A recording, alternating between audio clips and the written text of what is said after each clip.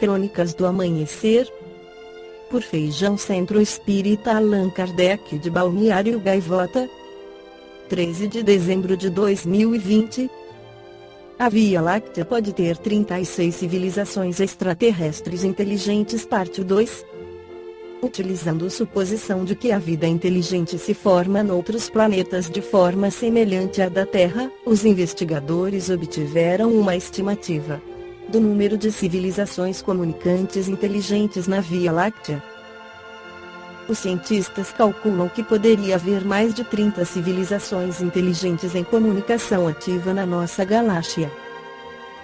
Deveria haver pelo menos algumas dúzias de civilizações ativas na nossa galáxia, partindo do princípio de que são necessários 5.000 milhões de anos para a vida inteligente se formar noutros planetas, como na Terra, disse Christopher Conselice, professor de astrofísica na Universidade de Nottingham, em comunicado. A ideia é olhar para a evolução, mas em escala cósmica. Chamamos esse cálculo de limite copernicano astrobiológico.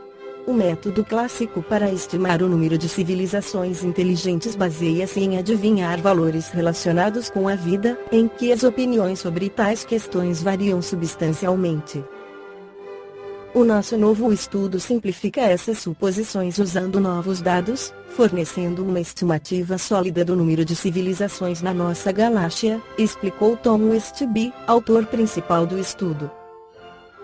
Os dois limites astrobiológicos copernicanos são: a vida inteligente se forma em menos de 5.000 milhões de anos ou após cerca de 5.000 milhões de anos, semelhante à Terra, onde uma civilização comunicante se formou após 4,5 mil milhões de anos. Nos fortes critérios, segundo os quais é necessário um conteúdo metálico igual ao do Sol, calculamos que deve haver cerca de 36 civilizações ativas na nossa galáxia, disseram os investigadores. O estudo mostra que o número de civilizações depende fortemente de quanto tempo estão ativamente a enviar sinais da sua existência ao espaço, como transmissões de rádio de satélites, televisão, etc. Se outras civilizações tecnológicas durarem tanto quanto a nossa, que atualmente tem 100 anos, haverá cerca de 36 civilizações tecnologicamente inteligentes em toda a nossa galáxia. No entanto, a distância média a essas civilizações estaria 17.000 anos-luz de distância, dificultando a detecção e a comunicação com a nossa tecnologia atual. Também é possível que sejamos a única civilização dentro da nossa galáxia, exceto se os tempos de sobrevivência de civilizações como a nossa sejam longos. A nossa nova investigação sugere que a busca por civilizações extraterrestres inteligentes não só revela a existência de como a vida se forma, mas também nos dá pistas de quanto tempo a nossa própria civilização durará. Se acharmos que a vida inteligente é comum, isso revelaria que a nossa civilização poderia existir durante muito mais do que algumas centenas de anos. Alternativamente, se descobrirmos que não há civilizações ativas na nossa galáxia, é um mau sinal para nossa própria existência a longo prazo. Ao procurar vida inteligente extraterrestre, mesmo que não encontremos nada, estamos a descobrir o nosso próprio futuro e destino, conclui o Conselice. Na Revista Espírita de outubro de 1860, Allan Kardec inclui duas mensagens sobre a vida em planetas do nosso sistema solar, em Marte e Júpiter.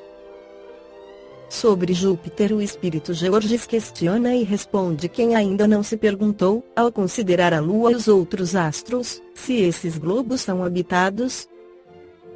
Antes que a ciência nos houvesse iniciado em a natureza desses astros, era possível a dúvida. No estado atual de nossos conhecimentos, pelo menos existe a probabilidade, mas a esta ideia realmente sedutora fazem-se objeções tiradas da própria ciência.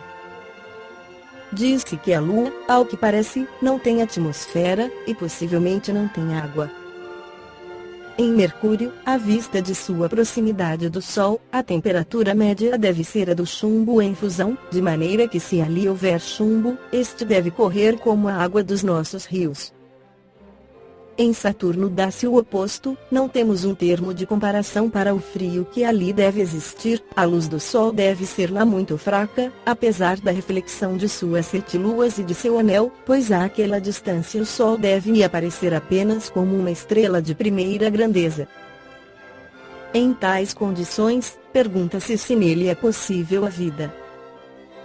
Não se compreende que semelhante objeção possa ser feita por homens sérios. Se a atmosfera da Lua não foi percebida, será racional inferir que não exista. Não poderá ser constituída de elementos desconhecidos ou bastante rarefeitos para não produzirem refração sensível. O mesmo diremos da água e dos líquidos ali existentes. Em relação aos seres vivos, não seria negar o poder divino julgar impossível uma organização diferente da que conhecemos, quando às nossas vistas a providência da natureza se estende com uma solicitude tão admirável até o menor inseto e dá a todos os seres órgãos apropriados ao meio em que devem habitar, quer seja a água, o ar ou a terra, quer mergulhados na escuridão, quer expostos à luz do sol. Se jamais houvéssemos visto um peixe, não poderíamos conceber seres vivendo na água. Não faríamos uma ideia de sua estrutura. Até bem pouco tempo, quem teria acreditado que um animal pudesse viver indefinidamente no seio de uma pedra? Mas, sem falar desses extremos, os seres que vivem sob o fogo da zona tórrida poderiam existir nos gelos polares? Entretanto, nos gelos há seres organizados para esse clima rigoroso, que não poderiam suportar a ardência de um sol vertical. Por que, então, não admitir que certos seres possam ser constituídos de maneira a viverem em outros globos e num meio completamente diverso do nosso? Por certo, sem conhecer a fundo a constituição física da Lua, nós sabemos o bastante para assegurar que ali não poderíamos viver tais quais nós somos, como não o podemos em companhia dos peixes, no seio do oceano. Pela mesma razão, os habitantes da Lua, se um dia pudessem vir à Terra, uma vez que constituídos para viver sem ar ou num ar muito rarefeito, talvez completamente diverso do nosso, seriam asfixiados em nossa espessa atmosfera, como nós quando caímos na água. Ainda uma vez, se não temos a prova material e de visu da presença de seres que vivem em outros mundos, nada prova que não possam existir organismos apropriados a um meio ou a um clima qualquer. Ao contrário, diz-nos o simples bom senso que assim deve ser, pois repugna a razão crer que esses inumeráveis globos que circulam no espaço sejam simples massas inertes e improdutivas. A observação ali nos mostra superfícies acidentadas, como aqui, por montanhas, vales, abismos, vulcões extintos e em atividade. Por que então não haveria ali seres orgânicos? Seja, dirão, talvez haja plantas e até animais, seres humanos, porém, homens civilizados como nós, conhecendo Deus, cultivando as artes, as ciências, será possível? Com certeza nada prova matematicamente que os seres que habitam os outros mundos sejam homens como nós, ou que sejam mais ou menos adiantados que nós, do ponto de vista moral. Mas quando os selvagens da América viram desembarcarem os espanhóis, não tiveram mais dúvidas de que além dos mares existia um outro mundo cultivando artes que lhes eram desconhecidas. A Terra é pontilhada de inumerável quantidade de ilhas, grandes ou pequenas, e tudo o que é habitável é habitado. Não surge no mar um rochedo sem que imediatamente o homem ali não plante a sua bandeira. Que diríamos nós se os habitantes de uma das menores dessas ilhas, conhecendo perfeitamente a existência de outras ilhas e continentes, mas não tendo tido nunca relações com os que os habitam, se considerassem os únicos seres vivos do globo? Dir-lhes-íamos como vocês podem crer que Deus tenha feito o mundo somente para vocês? Por que estranha singularidade a pequena ilha vossa, perdida na solidão do oceano, teria o privilégio de ser a única habitada? O mesmo poderemos dizer em relação às outras esferas. Porque a Terra, pequeno globo imperceptível na imensidade do universo, que não se distingue dos outros planetas nem por sua posição, nem por seu volume, nem por sua estrutura, pois nem é a maior, nem a menor, nem está no centro, nem nos extremos, porque, dizia eu, entre tantas outras, seria ela a única residência de seres racionais e pensantes. Que homem sensato poderia pensar que esses milhões de astros que brilham sobre nossas cabeças foram feitos para recriar os nossos olhos?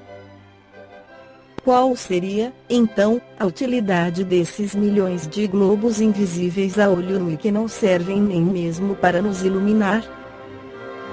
Não seria orgulho e impiedade pensar que assim fosse? Aqueles a quem pouco importa a impiedade, diremos que não tem lógica. Chegamos, pois, por um simples raciocínio que muitos outros fizeram antes de nós, a concluir pela pluralidade dos mundos. Tal raciocínio acha-se confirmado pela revelação dos Espíritos.